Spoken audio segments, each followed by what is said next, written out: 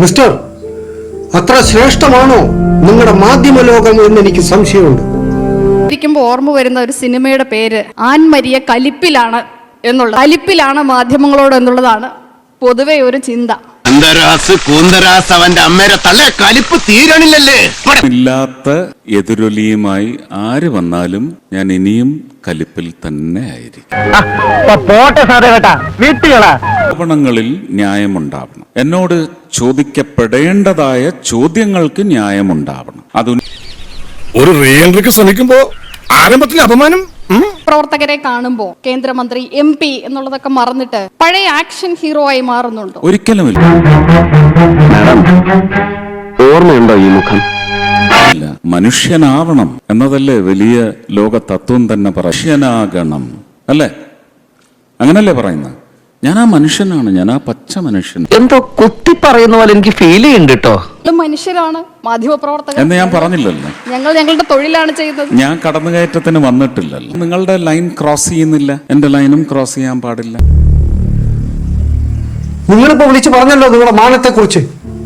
നിങ്ങൾ ജേർണലിസ്റ്റുകൾക്ക് മാത്രമേ മാനമുള്ളൂ എന്നാണോ വിചാരിച്ചത്? തിരഞ്ഞെടുത്ത ജനപ്രതിനിധിയാണ്, രാഷ്ട്രീയ നേതാവാണ്, മന്ത്രിസഭാ അംഗമാണ്. അപ്പോൾ ജനങ്ങളോടുള്ള അക്കൗണ്ടബിലിറ്റി എന്നുള്ളത് മറന്നുകൊണ്ട് ജനങ്ങളോട് അക്കൗണ്ടബിൾ. നിങ്ങളിൽ നിന്ന് നിങ്ങൾ എന്നെ വേറിട്ട് കാണുന്നുണ്ടെങ്കിൽ നിങ്ങളെയും ആ ജനങ്ങളിൽ നിന്ന് എനിക്ക് വേറിട്ട് കാണേണ്ടി വരും. മാധ്യമപ്രവർത്തകരുടെ ശബ്ദത്തെ ജനങ്ങളുടെ ശബ്ദമായി അങ്ങ് കാണുന്നേ ഇല്ല. ഒരിക്കലുമില്ല. മാധ്യമ സ്വാതന്ത്ര്യത്തിന് ഇല്ലല്ല. അത് നിങ്ങളുടെ സ്വാതന്ത്ര്യമാണെന്നൊന്നും പറയരുത്. നിങ്ങളത് ദുസ്വാതന്ത്ര്യമാണെന്ന് ഞാൻ പറയും. ഈ രാജ്യത്തെ ഓരോ സാധാരണ പൗരനുമുള്ള അതേ അഭിപ്രായ സ്വാതന്ത്ര്യമാണ് എല്ലാ മാധ്യമ സ്ഥാപനങ്ങൾക്കും ഭരണഘടന നൽകുന്നത്. പൗരനുള്ളതിൽ കൂടുതൽ ഒരവകാശവും ഒരു മാധ്യമ സ്ഥാപനത്തിനുമില്ല. തമിഴിൽ തന്നെ പറയുന്നത് ചക്കളത്തി പോരാട്ടം എന്ന് പറയും. ഇവിടെ ചോദിക്കുക, അതിന് ഉത്തരം നേടുക. എവിടെയാണ് കുത്തിത്തിരിപ്പുണ്ടാക്കാൻ പറ്റുന്നത് അവിടെ പോയി അത് വിളമ്പുക. അവിടെ നിന്ന് അവരുടെ പക്ഷം പറയും, തിരിച്ചു വന്ന് വീണ്ടും ഇവിടെ. നിങ്ങളിത് എത്ര പേരെടുത്തുണ്ടോ?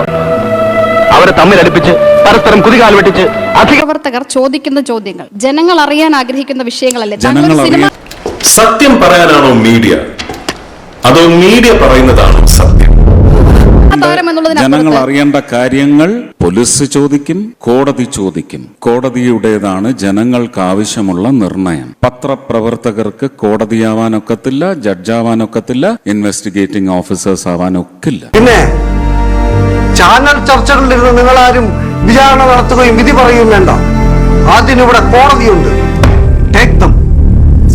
ജനങ്ങളെ ഞാൻ മാനിക്കും. ആ ജനങ്ങളെ വഴിതെറ്റിക്കുന്ന തരത്തിൽ മാധ്യമ പ്രവർത്തനം പോയാൽ അതിനെ ഞാൻ ഹനിക്കാൻ ഉദ്ദേശിച്ചിട്ടില്ല. പക്ഷെ അതിനോടൊപ്പം എനിക്ക് സഞ്ചരിക്കാൻ സാധിക്കില്ല.